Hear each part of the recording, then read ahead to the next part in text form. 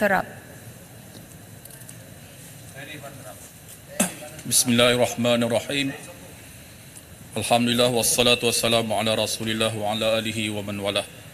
Terima kasih Tuan Yang di-Pertua kerana memberikan saya peluang untuk membahaskan usul menjunjung kasih titah Yang di-Pertuan Agong pada hari ini. Saya mulakan ucapan saya dengan membaca firman Allah Subhanahu wa taala. A'udzubillahi minasyaitonirrajim. Ya ayyuhallazina amanu lima taquluna ma la taf'alun. Kabura maqtan 'indallahi an taqulu ma la taf'alun. Wahai orang-orang yang beriman, kenapakah kamu mengatakan sesuatu yang tidak kamu kerjakan? Amat besar kebencian di sisi Allah bahawa kamu mengatakan apa-apa yang tidak kamu kerjakan.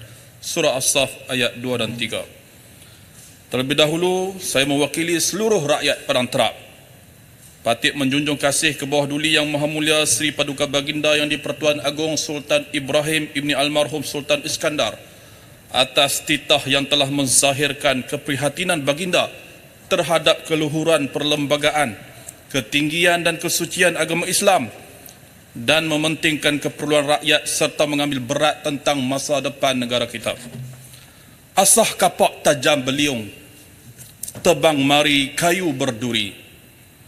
Tuanku umpama kemuncak payung, patik di bawah berteduh diri. Titah tuanku menyebut Perlembagaan Persekutuan telah mengiktiraf Islam sebagai agama rasmi bagi persekutuan dan akan terus kekal dipelihara. Perlembagaan Persekutuan jelas meletakkan suatu kedudukan yang tinggi dan istimewa kepada Melayu dan Bumiputera serta agama Islam tanpa sesekali menafikan hak dan kedudukan bangsa yang lain. Oleh itu, pemimpin Islam Melayu dan Bumiputera perlu terus menjadi tunggak di dalam negara kita. Melayu Islam perlu mengemudi dan menguasai kerajaan bagi mengangkat suara majoriti rakyat yang merangkumi lebih 60% daripada penduduk negara kita. Semua pihak perlu memelihara resepi utuh yang telah memangkin kemakmuran dan keharmonian negara kita selama ini. Jangan ada pihak yang cuba melanggar dan menggoncang perkara ini. Sensitiviti umat Islam perlu diambil berat oleh pemimpin yang menjaga negara kita. Jika ada suatu perkara yang disuarakan oleh pihak yang berautoriti dalam agama Islam, suara itu perlu dititik beratkan, bukan diabaikan. Saya mengambil contoh kenyataan Mufti Pulau Pinang yang telah menggesa pihak kerajaan membatalkan konsert artis luar negara, iaitu kumpulan Ed Sheeran yang diadakan di Stadium Nasional Bukit Jalil kerana kumpulan artis tersebut terbabit dikatakan penyokong tegar komuniti LGBT. Beliau juga menegaskan bahawa sebagai sebuah negara yang majoriti penduduknya adalah beragama Islam, Malaysia sepatutnya tidak membuka ruang kepada penganjuran konsert artis yang mendukung amalan maksiat. Apa yang lebih dikesali, konsert tersebut berlangsung pada malam yang sangat mulia, iaitu malam nisfu Sya'ban. Tugas dan tanggungjawab kerajaan untuk memelihara dan mempertahankan Islam daripada dicemari oleh mana-mana pihak. Mufti telah memberikan amaran, namun menteri yang mempunyai kuasa tetap memberikan lampu hijau dengan alasan yang tidak konkret. Jika kerajaan tidak cakna dengan isu sensitif ini, mengambil mudah isu ini, maka saya nasihatkan Yang Berhormat Menteri untuk meletakkan jawatan. Saya juga mencadangkan supaya garis panduan Puspal di bawah Kementerian Komunikasi yang bertanggungjawab membuat kelulusan persembahan konsert luar negara ini diperketatkan dengan menitik beratkan pandangan agamawan dan mufti di dalam negara kita. Makcik pakcik di kampung mengeluh, sedih dan hibah mengadu kepada saya tentang kekecewaan mereka terhadap apa yang berlaku ini apabila pandangan dan teguran mufti diabaikan oleh pihak kerajaan. Bayangkan kegembiraan dan kelegaan umat Islam di Malaysia apabila kerajaan membatalkan konsert yang berunsur maksiat atas nasihat dan teguran mufti. Bayangkan juga Allah memberkati negara kita dan pemimpin apabila nasihat agama dijunjung tinggi. Tuan Yang di-Pertua, cuaca yang sangat panas akibat fenomena El Nino menjejaskan pendapatan penoreh getah sehingga 50% kerana pengeluaran susu getah berkurangan.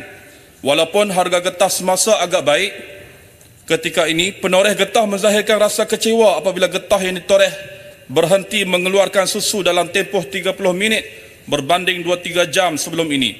Jika sebelum ini genap seminggu menoreh, mereka sudah boleh mengutip hasil getah. Namun kini selepas berminggu baru dapat mengutip hasil getah dengan hasil yang sedikit.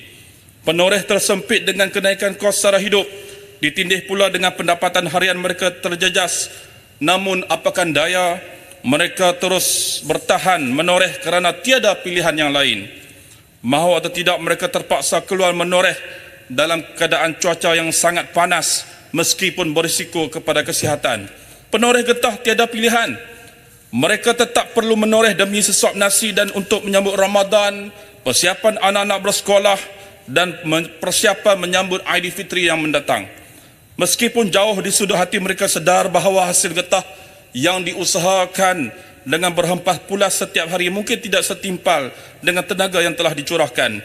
Oleh itu, saya mewakili penduduk Padang Terap dan penoreh getah seluruh negara memohon kepada pihak kerajaan untuk mempertimbangkan bayaran insentif khas Aidilfitri kepada para penoreh getah dan pekebun kecil yang terjejas pendapatan sehingga 50% akibat fenomena cuaca yang panas ini.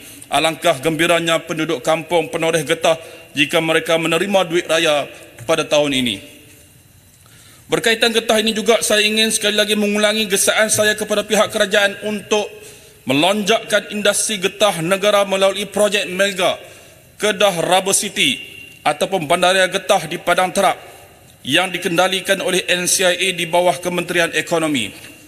Projek ini perlu diberikan perhatian khusus dan nafas baru oleh kerajaan ekoran permintaan kepada sektor getah yang merundum dan memberi kekesan kepada pelaburan di dalam projek Kedah Rubber City. Oleh itu, Kerajaan Negeri Kedah telah mengangkat permohonan kepada Kerajaan Persekutuan untuk menaik taraf laluan FT175 Sungai Durian menuju ke Kedah Rubber City yang menjadi permintaan para pelabur untuk memudahkan akses logistik mereka kepada pelaburan di KRC. Tuan Yang di-Pertua, keluhan demi keluhan terus dilontarkan rakyat kerana tidak puas hati dengan kenaikan cukai jualan dan perkhidmatan AST kepada 8%. Kaji selidik yang dilakukan oleh Pusat Penyelidikan Undian Universiti mendapati 66% rakyat Malaysia menentang kenaikan kadar cukai AST ini. Sudah 3 pakar ekonomi menegur kerajaan untuk menghentikan kenaikan cukai AST. Namun kerana egonya kerajaan, nasihat ini diketepikan begitu sahaja. Menteri pula langsung tidak sensitif terhadap kesusahan rakyat dengan mengatakan bukan semua barang naik dan juga orang ramai harus tahu bahawa makanan dan minuman tidak termasuk kenaikan AST. Akhirnya rakyat yang terus dijerut dan terhimpit dengan kenaikan kos sara hidup ekoran kesan berantai daripada kenaikan AST ini. Saya mohon pihak kerajaan meneliti semula cukai AST ke atas bil elektrik yang dilihat penghulu segala kenaikan seperti mana yang disebut oleh Yang Berhormat Air Hitam. Sudah tentu kesan berantai akibat kenaikan AST ini akan dirasai oleh ramai pengguna. Malaysia sedang menghadapi cuaca sangat panas di beberapa buah negeri, terutamanya di Kedah, ekoran fenomena El Nino. Di Padang Terap, suhu pernah mencecah sehingga 40 darjah Celsius. Cuaca panas ini memberikan kesan kepada penanaman padi khususnya di tempat saya, iaitu para pesawah yang mengusahakan tanaman padi dan bergantung sumber air tanaman mereka kepada air hujan semata-mata tanpa ada sistem pengairan air yang sempurna ke petak sawah mereka seperti yang dinikmati oleh para pesawah di bawah seliaan MADA, kecuali di beberapa tempat yang memiliki sistem pengairan yang disediakan oleh pihak kerajaan seperti projek pengairan Bukit Sena Padang Terap. Kasihan para pesawah membanting tulang untuk menghasilkan padi, belum sempat menuai hasil, pokok padi mereka kering dan mati akibat cuaca panas dan tiada sumber air yang mencukupi. Oleh itu, saya memohon pihak kerajaan membela nasib para pesawah ini dengan membina kunci air, contohnya 50 hektar sawah padi di Kampung Padang Nyor, Padang Terap, dan mewujudkan skim pengairan air baharu bagi lebih 100 peserta daripada kawasan Pedu yang mengusahakan sawah padi lebih 200 hektar keluasannya bagi mengatasi masalah kekurangan sumber bekalan air ketika musim panas atau kemarau. Berkaitan dengan nasib orang kampung ini juga, saya ingin menyentuh tentang masalah serangan gajah liar yang berlaku di Padang Terap. Kerana di Padang Terap ini, kebanyakan rakyat Padang Terap adalah yang terlibat dalam sektor pertanian, mengusahakan kebun. Isu ini sudah lama berlaku. Kumpulan gajah menceroboh masuk di kawasan persendirian, di dalam kebun, merosakkan tanaman dan memakan hasil tanaman seperti pisang dan juga sawit. Saya mengucapkan tahniah dan terima kasih kepada Perhilitan Negeri Kedah dan pelbagai agensi kerajaan yang telah melaksanakan operasi translokasi gajah di Kampung Lekong, Padang Terap dan Kampung Belantik Sik yang telah memindahkan 2 ekor gajah liar jantan ke hutan simpan Royal Belum Perak. Saya difahamkan kos operasi ini menelan belanja sekitar RM100,000. Namun isu ini nampaknya masih belum selesai kerana saya mendapati laporan terkini hampir 20 ekor gajah pula menyerang kebun penduduk kampung. Saya difahamkan bagi mengatasi isu ini, pihak Perhilitan Daerah dan juga pihak Perhilitan Negeri telah memohon bajet daripada Persekutuan lebih daripada RM300,000 untuk membina sistem pagar elektrik gajah SPEG bagi menghalang kemasukan gajah liar ke kawasan penduduk dan kebun orang kampung. Saya berharap pihak kerajaan memberikan perhatian terhadap permohonan ini. Saya juga berharap untuk jangka masa yang panjang untuk menyelesaikan isu ini supaya pihak kerajaan memberikan perhatian kepada cadangan untuk membina santuari gajah di hutan simpan pedu. Saya juga memohon pihak kerajaan dapat mempertimbangkan insentif bayaran bantuan kepada pengusaha kebun yang mengalami kerugian akibat pencerobohan gajah liar ini. Yang terakhir, sebagai penggulungan, Tuan Yang Di-Pertua, sesebuah peradaban atau kerajaan itu tidak terus akan runtuh dalam sekelip mata. Bahkan ia akan melalui proses tertentu untuk sampai ke tahap itu. Antara faktor-faktor yang menyumbang proses kejatuhan sesebuah negara ialah pengenalan cukai yang menekan rakyat, kezaliman dan ketidakadilan sosial, kelalaian disebabkan kemewahan, ketidakstabilan politik dan kelemahan pemerintah.